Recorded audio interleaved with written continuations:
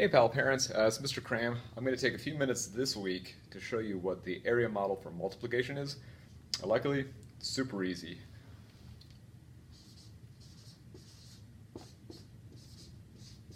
Standard multiplying problem.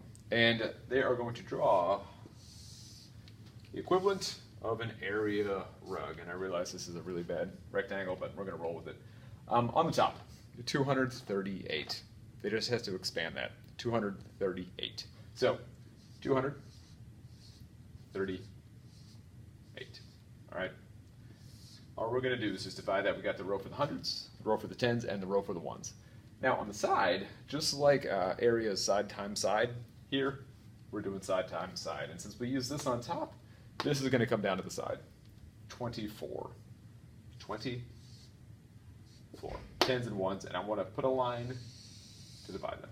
So I've got my blank grid, and this is actually really easy now because all I have to do is multiply this times this, this times this, this times this, this times this, this times this, this times this, and I'm just going to add up what I get in the middle. So I'm going to do this pretty quick.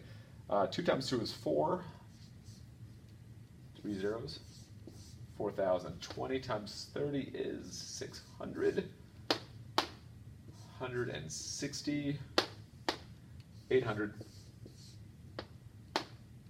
120, 32. The box in the upper left is always going to be larger because here I'm multiplying the hundreds times the tens, but down here in the bottom right, the smallest box, is ones times the ones. So I'm going to take all of these different pieces and put them all together really quick over here, hopefully without making a mistake. Usually kids can get this part just fine. It's when we get to the adding, a lot of kids make mistakes because when you're adding so many numbers, it's just, there's a lot of opportunity to make easy mistakes, so I really encourage them to go slow, write these as large as they can. I mean, just easier to not make a mistake when things aren't all smushed together. So, let's see. I'm going to start with the biggest. Make sure everything's lined up nice and neat.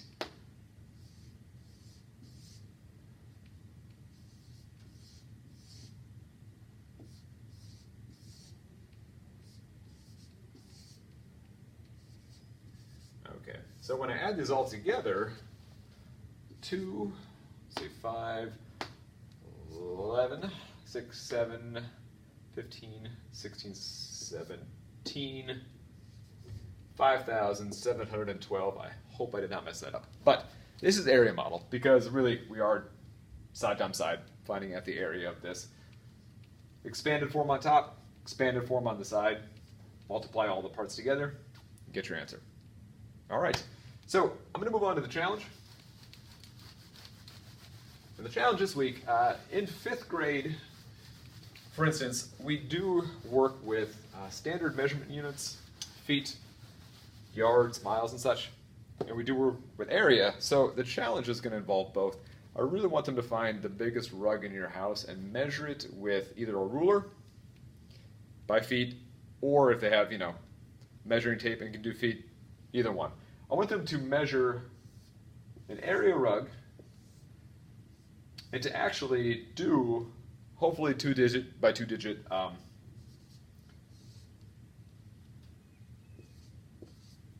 area model multiplication. So they'll actually lay it out, 23. They'll actually lay it out like this.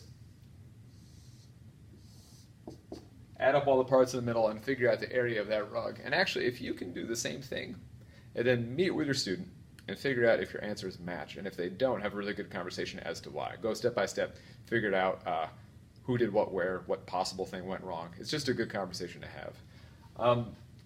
But now, if they want a bonus challenge, one thing the kids are going to start to see as the year progresses is they are going to be asked to find the area of standard shapes like this, but they're going to be given irregular shapes as well. So they'll be given shapes that look like this, and they are going to be asked to find the area. And it's always kind of a puzzle because they'll always leave a few sides blank. What we want them to do in their head is this, is if we ask them to find the area, we want them to mentally be able to see that they could find the area of this rectangle and this rectangle, add both those areas together to figure out the total area for this shape. On something like the EOG, they'll see this. They'll be given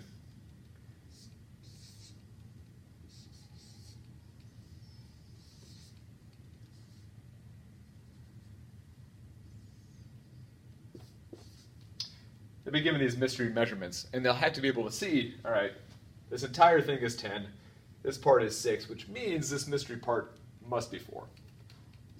Okay, we want them to be able to see, all right, this really isn't to scale, sorry. This side here is 12, but this side's only 5, which means this must be 7.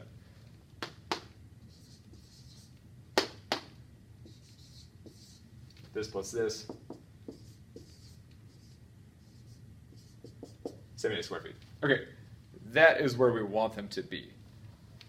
What I want them to do as a bonus challenge, if the area rug measurement was easy for them, and they have some free time, and they like to measure, find 2 places in your house that are connected, that together will make an irregular shape. So it could be a hallway plus a bathroom, a kitchen plus a smaller dining room, just something that gives them, you know, this weird sort of irregular shape. I want them to measure all the sides and see if they can figure out the area for that total irregular space by dividing it into its smaller spaces. And if they can do that in a real world context, it should be easy for them to sort of be able to mentally, visually go through that when it's on paper in front of them.